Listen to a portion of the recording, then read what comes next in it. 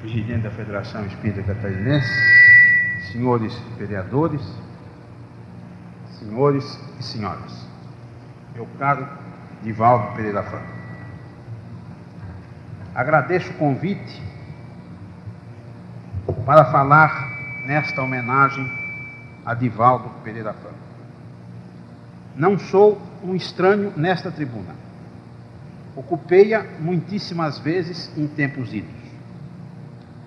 Presidi esta casa, 2 vezes eleito. Figuro, por isso, na galeria dos seus ex-presidentes. E bem quisera ser hoje o do retrato, com 30 anos de idade. Voltei depois, não faz muito, a esta tribuna para agradecer, em meu nome e no de outros agraciados, a medalha do mérito do município de Florianópolis, concedida por esta casa. E hoje reencontro-a no calor desta festa. Festa que bem merece Divaldo Pereira Franco, por quem é, e pela sua obra e pelo seu exemplo. Conheço-o como o conhece a comunidade espírita de Florianópolis e de Santa Catarina há mais de 30 anos. Naquele tempo, ele era apresentado como jovem orador baiano. Hoje, continua sendo o orador baiano. O qualitativo perdeu com o tempo. Em compensação, conservou e ampliou as suas outras qualificações. Cada vez mais maduro, experiente, sábio e cheio de merecimentos.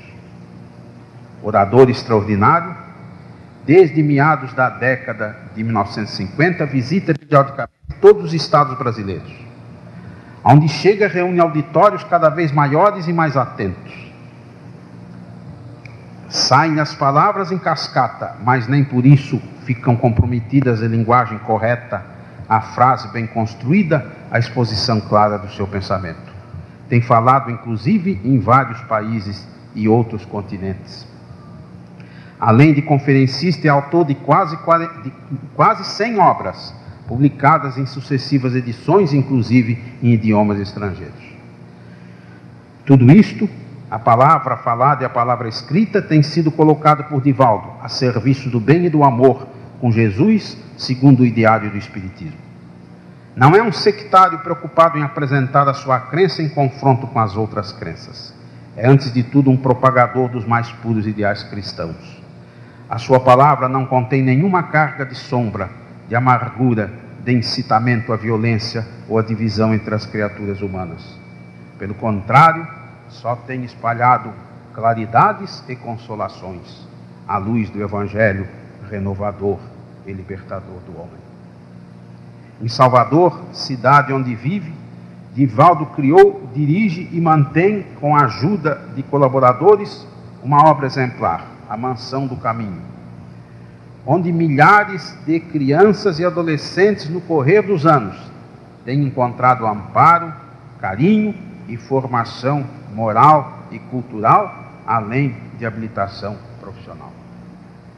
Por isso, pela sua obra e pelo seu exemplo, tem recebido títulos de cidadão honorário de várias dezenas de municípios de praticamente todos os estados brasileiros, inclusive diversas capitais, às quais hoje se junta a nossa formosa cidade de Florianópolis, cidade onde instituições espíritas são mantenedoras, com a ajuda da comunidade, de obras assistenciais exemplares, em favor, sobretudo, de crianças e idosos, tais como a Serte e a Seove, no norte e no sul da ilha, respectivamente.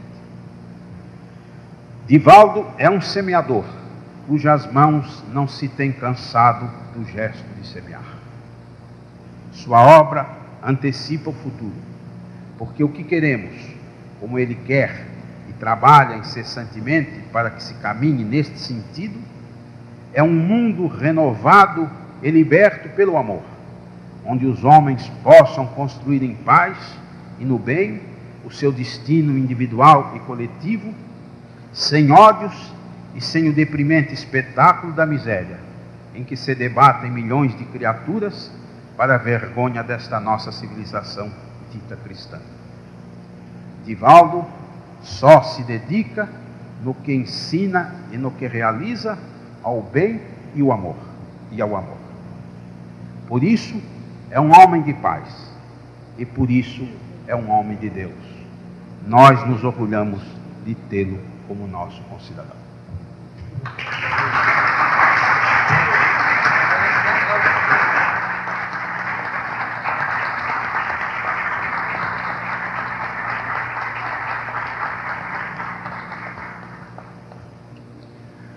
Procederemos agora à entrega do título de cidadão honorário de Florianópolis ao senhor Divaldo Pereira Franco. Convido o vereador Juarez Silveira, autor da proposição, para fazer a entrega do título.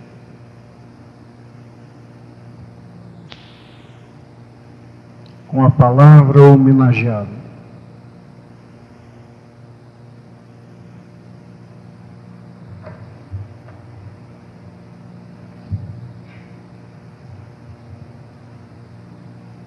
Excelentíssimo senhor prefeito desta cidade, ilustríssimo senhor presidente da Igreja Câmara de Vereadores de Florianópolis, querido amigo presidente da Federação Espírita Catarinense, nobre desembargador Dr. Norberto Ungaretti, nobres vereadores, excelentíssimas senhoras, excelentíssimos senhores, queridos amigos. Quando experimentei a grande emoção de receber o aviso de que a Igreja Câmara de Vereadores da cidade de Florianópolis, através do nosso querido edil, senhor Juarez Silveira, havia me destacado com a honra que reconheço não merecer, de cidadão honorário desta bela urbe, a emotividade dominou minha alma e, através da imaginação, realizei um périplo evocativo da primeira vez que aportara a esta cidade, há cerca de 34 anos atrás. Vivi as emoções do passado, deixando que o coração se lenisse com as lágrimas que vinham de todas as recordações, para constatar que afinal sou eu quem deve a Florianópolis, pela sua gentil hospitalidade, pelos admiráveis amigos que ao largo destas 3 décadas havia-me sido possível aqui realizar, pela bênção de corações devotados que sempre me cercaram de carinho, convidando-me a acuradas reflexões a respeito do amor. Atrevendo-me a uma viagem retrospectiva, não pude sopitar o desejo de viajar até os albores do século XVII e recordar-me de que a Ilha Perdida, visitada por viajantes de diversos países, desde o descobrimento do Brasil, fora considerada como de importância vital a partir de 1673, quando para aqui fora nomeado pela coroa portuguesa o eminente Francisco Dias Velho, para poder fortificar a ilha e ao mesmo tempo facilitar o trânsito com destino ao Rio da Prata. Através da memória, pude sobrevoar as suas praias maravilhosas e chegar ao ano de 1726, quando a ilha recebeu a honra de ser considerada Vila de Nossa Senhora do Desterro e receber as suas primeiras benfeitorias, a criação da igreja, a pequena casa governamental e os primeiros colonos que para aqui foram encaminhados. A imaginação que não tem freio continuou a facultar-me evocações carinhosas. E no ano de 1738, pude acompanhar o desmembramento da vila, da antiga capitania de São Paulo, agora florescente, e adquirindo já os pródromos da sua futura cidadania, que no ano de 1748 iria receber os primeiros açorianos, quando então já tinha a sua casa do governo, a sua igreja matriz, as 4 fortificações que iriam defendê-la das incursões dos estrangeiros aventureiros, até que pude voar ao ano de 1823, quando ela adquiriu a sua cidadania e se transformaria no primeiro centro de cultura do Polo Sul, até o ano de 1894, quando, em homenagem ao Marechal Floriano Peixoto, ela se tornaria a querida Florianópolis. Nesta viagem ligeira, eu procurei examinar qual seria o mérito que o querido amigo vereador Juarez Silveira havia encontrado nesse companheiro das longas estradas da vida, para tornar-me cidadão desta verdadeira metrópole, que diariamente se destaca no cenário nacional, pelos valores de cultura dos seus filhos ilustres que dignificam a pátria brasileira, pela habilidade com que vem reprimindo o crime nesta hora de violência, nestes dias graves de agressividade e de desrespeito ao cidadão, à sociedade, pelas suas realizações grandiosas nas mais diversas áreas. E dei-me conta que a homenagem certamente não era a mim, companheiro sonhador que na doutrina espírita havia encontrado o cadinho purificador das próprias imperfeições. O nobre vereador homenageava através de mim os ilustres espíritas desta cidade, que hoje se encontram na pátria espiritual e que tanto haviam contribuído para o engrandecimento de Florianópolis, do estado de Santa Catarina e da terra brasileira. Recordei-me então do querido apóstolo, pai do nosso atual presidente Ari Kardec de Melo, o nosso venerando Melo, o companheiro que tanto fez pela causa espírita no estado de Santa Catarina, pela família do nosso querido irmão, Dr. José Antônio Santiago, esses verdadeiros apóstolos da caridade cristã, da divulgação da doutrina de Jesus, pela figura exponencial do nosso Nelito, que tanto contribuiu para que a caridade pudesse ser uma das mais belas demonstrações desta cidade, e de tantos outros apóstolos da terceira revelação. Era esses companheiros queridos que a Igreja Câmara de Vereadores de Florianópolis homenageava através de mim. E é justo, portanto, que neste momento decline das honras, repartindo-as com os companheiros da doutrina espírita, que hoje, como ontem, morejam pela implantação de uma era nova, centralizada na ação do amor, do conhecimento que liberta da ignorância e da ação da caridade que dignifica a criatura humana. Hegel, o extraordinário pensador alemão, havia afirmado oportunamente que se medem os homens grandes do pé até a cabeça, mas se medem os grandes homens da cabeça para cima pela grandeza dos seus ideais. E foram esses grandes homens da doutrina espírita que aqui consagraram ao lado dos eminentes religiosos das várias denominações os ideais da liberdade, da solidariedade, da justiça, do respeito à crença, porque todas elas levam a Deus quando vividas com carisma recomendado pelo apóstolo Paulo. E não me pude furtar a evocação de uma personalidade que a todos nos encantam, a nobre escritora Selma Lagerlöf, Prêmio Nobel de Literatura de 1913. Havia sido uma menina paralítica. E mais tarde, quando Estocolmo nela reconheceu a nobreza da maior contista do século XX, ela, ao receber a homenagem, teve a coragem de conceber uma lenda de que me utilizo na minha própria emotividade para poder agradecer ao nobre vereador e aos seus pares por esta honra, repito, que reconheço não merecer.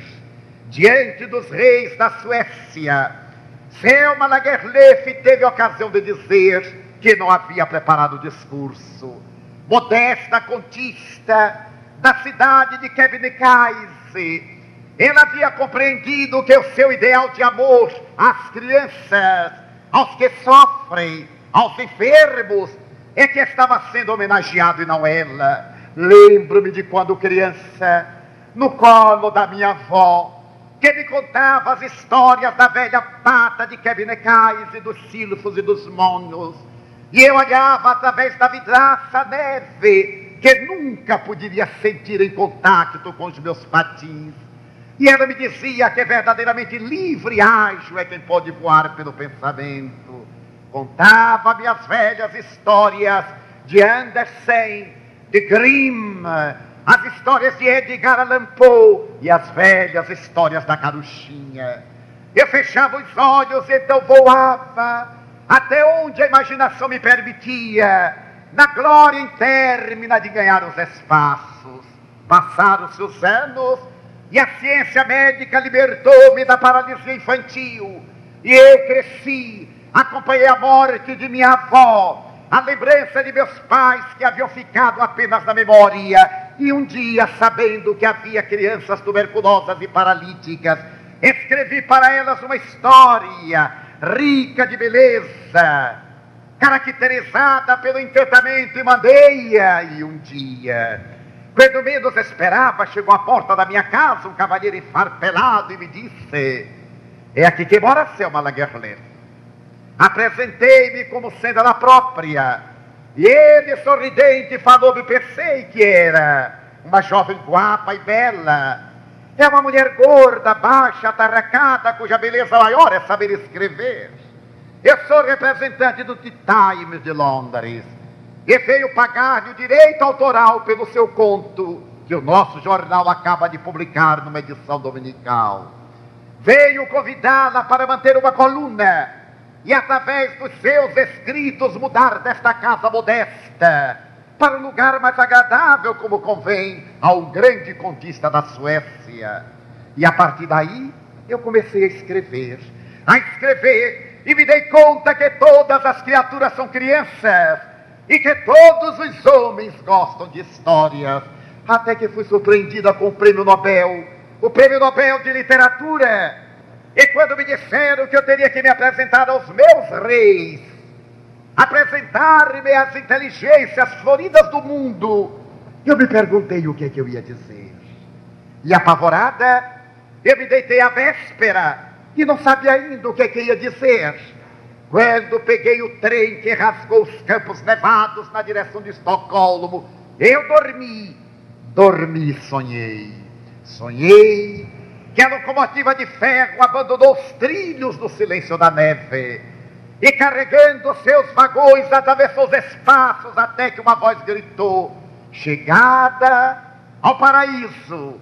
Houve um ranger de ferros, a voz do velho maquinista da nossa aldeia. E quando todos saltamos, ele disse: pausa para a meditação. E eu me recordei então do meu avô, o velho Peter Lagerlöf. Ele deveria estar no reino dos céus. Havia sido um homem justo, probo e muito bom. Aproximei-me então da aduana maravilhosa onde estava o velho pescador Simão. Cochilava. Como fica bem para todo homem de idade, ainda mais naquela friagem da madrugada do céu. E lhe perguntei: São Pedro, acorde. Eu sou Selma Lagerlöf. Nunca ouvi falar de você, menina. Mas eu venho aqui à busca de meu pai, Peter Lagerlöf. Já sei, aquele tabagista. Você pode ver através da chaminé de uma das casas da Avenida Felicidade o fumo sair. é aquele incorrigível pitador de cachimbo. Muito obrigado, São Pedro. E saí correndo pelas alamedas floridas e vi escrito em cada edifício: Avenida da Felicidade, Avenida dos Sonhos, Rua do Prazer, Residência da Esperança. Bati a porta e a voz cansada de meu avô, balançando-se na velha cadeira rock, disse: entre. E quando me viu, perguntou-me no seu jeito tradicional: Selma, como te atreves, tu que és mulher, vir ao reino dos céus incomodar ao teu avô que é homem? Era o machista de sempre. Joguei-me de joelhos aos seus pés e lhe disse: meu avô, tem um problema. Problema? As mulheres não têm problema nunca, Selma. Qual seria o teu problema? Eu ganhei o Prêmio Nobel de Literatura. E qual foi o teu crime? Para que sejas homenageada. Era o meu avô, não havia dúvida. Não, vovô. É que eu escrevi contos que deleitaram a Europa e acabo de ganhar pelo conjunto da minha obra o Prêmio Nobel. E eu não sei o que é que vou dizer. Todos devem fazer um discurso protocolar. E eu não sei que discurso vou fazer. Mas, Selma, como é que tu escreveste tantos contos? Foram as histórias da minha avó que eu remodelei. Foram as histórias de Anderson, dos irmãos Grimm, de Edgar Allan Poe, as velhas histórias da Caruchinha. Então, tu não mereces o prêmio. O prêmio merece-os eles que te inspiraram a escrever as histórias, mas está dedicado a mim. Então vai, Selma. Chegando lá, tenha coragem de dizer: eu não mereço o prêmio, e vou reparti-lo em homenagem aos criadores das minhas histórias, com todas as crianças da terra. Irei pegar o prêmio para ajudar os infelizes, para socorrer os necessitados. Assim tu deves fazer, Thelma. E deixa-me cochilar. Levantei-me, saí de costas. Ele continuou balançando a sua velha cadeira e ainda me piscou o olho naquele jeito matreiro que ele sempre teve. Era exatamente a hora de descer. Aqui estou, senhoras e senhores, digníssimas autoridades, para declinar da honra, eu dedico o meu Prêmio Nobel de Literatura à alma de minha avó, a Edgar Allan Poe, aos irmãos Grimm, a Anderson, aos contadores de história, às crianças. E a partir de agora eu sou vossa escrava. Nunca vos retribuirei a homenagem. Eu carregarei pela terra durante toda a minha vida uma dívida, a mais pesada dívida que existe, a dívida da gratidão.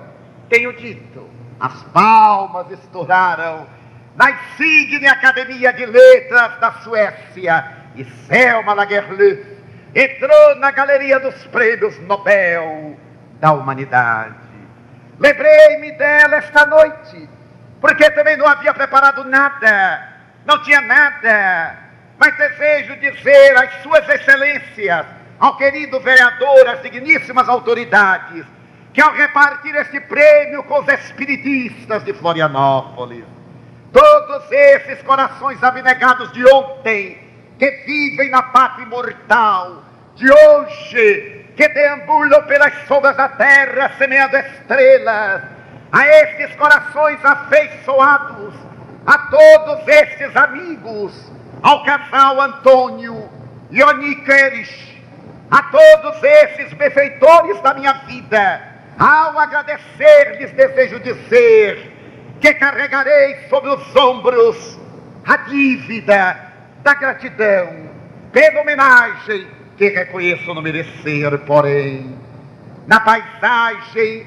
modesta da minha vida, sem alto significado, eu me lembrarei de Florianópolis, onde quer que esteja, e buscarei até o sacrifício honrar a velha ilha de Nossa Senhora do Desterro, hoje escrita nas páginas douradas da República Brasileira, como centro de cultura, como núcleo universitário de grande valor, como cidade próspera, a cidade das 32 praias bordadas de pedras, que reflete a tranquilidade da lua nas noites estreladas, cantando as velhas baladas açorianas, que recordam as ilhas perdidas no oceano, aqui esculpidas pela mão generosa da alma portuguesa, para construir um mundo forte em favor da humanidade do futuro. E diante de todos os senhores, evoco a figura cândida dos meus modestos pais, a quem dedico neste momento o preito da gratidão, por me haverem permitido renascer, 13º filho de uma família modesta, particularmente de minha genitora, quando aos 44 anos sentiu, já sem esperança, as primeiras síndromes da minha presença para a reencarnação. Que diria, meu Deus, em uma hora tão grave quanto esta, quando as criaturas se agridem, se desesperam e blasfemam, se erguem e se desencantam, enveredam pelo corredor amargo da loucura, das depressões, ou da violência agressiva, quando o pessimismo toma conta da maioria dos homens, e a ameaça da guerra paira sobre as nossas cabeças, eu gostaria de dizer, Senhor, da infinita gratidão pelo que Ele me deu, pelo que Ele me dá, pelo que Tu me deste, pelo que Tu nos dás, pelo ar, pelo pão, pela paz. Muito obrigado, Senhor, pela beleza que os meus olhos veem no altar da natureza, olhos que fitam o céu, a terra e o mar, que acompanham a ave ligeira que corre fagueira pelo céu de anil, que se detém na terra verde salpicada de flores em tonalidades mil. Muito obrigado, Senhor, porque eu posso ver meu amor, mas diante da minha visão pelos cegos eu formulo uma oração, por percebê-los debatendo-se na multidão, tropeçando na escuridão, andando na solidão, por eles eu oro, e a Ti eu imploro comiseração, porque eu sei que depois desta lida na outra vida, eles também enxergarão. Muito obrigado pelos ouvidos meus, que me foram dados por Deus, ouvidos que ouvem a música do povo que desce do morro na praça cantar, a melodia dos imortais que se ouve uma vez e ninguém esquece nunca mais, a voz melodiosa, canora melancólica do boiadeiro e a dor que chora, que sofre no coração do mundo inteiro. Mas diante da minha melodia, da minha audição, pelos surdos eu formulo uma oração, porque eu sei que depois desta dor no Teu reino de amor eles também escutarão. Obrigado pela minha voz, mas também pela sua voz, pela voz que ama, que canta, que legisla, que alfabetiza, que ensina, que balbucia uma canção e o Teu nome profere com sentida emoção. Diante da minha melodia, eu Te quero rogar pelos que são vítimas da afasia, os que não cantam de noite, os que não falam de dia, oro por eles, porque eu sei que depois desta prova, na vida nova, eles também cantarão. Obrigado pelas minhas mãos, mas também pelas mãos que aram, que semeiam, mãos que agasalham, mãos de ternura, mãos dos adeuses, que libertam da amargura, mãos de caridade, mãos de solidariedade, mãos do amor, mãos que limpam feridas, que enxugam lágrimas, suores das vidas, pelas mãos que apertam mãos, pelas mãos que firmam decretos e leis de justiça, mãos de psicografias, mãos de poesias, mãos de cirurgias e mãos de sinfonias, pelas mãos que do seio embalam o corpo de um filho alheio, sem receio, e pelos pés que me levam a andar sem reclamar. Muito obrigado, Senhor, porque me posso movimentar diante do meu corpo perfeito, E te quero rogar por aleijados e felizes, marcados, amputados, deformados, desesperados, que se não podem movimentar, oro por eles. Eu sei que depois desta expiação, na outra reencarnação, eles também bailarão. Muito obrigado, por fim, pelo meu lar. É tão maravilhoso ter um lar. Não é importante se este lar é uma mansão ou uma tapera, se está numa favela, se é um ninho, uma casa no caminho, um bangalô, seja lá o que for. Mas é necessário que dentro dele exista a figura do amor de mãe, ou de pai, de esposa, ou de marido, de filho, de irmão, a presença de um amigo, de alguém que nos dê a mão, porque é doloroso viver na solidão. Mas se eu a ninguém tiver para me amar, nem um teto para me resguardar, uma cama para repousar, nem aí blasfemarei, nem reclamarei, porque eu te tenho a ti, e te quero agradecer porque nasci, porque hoje sou cidadão daqui. Muito obrigado, Senhor, pelo teu amor, pelo gesto de suas excelências. Muito obrigado.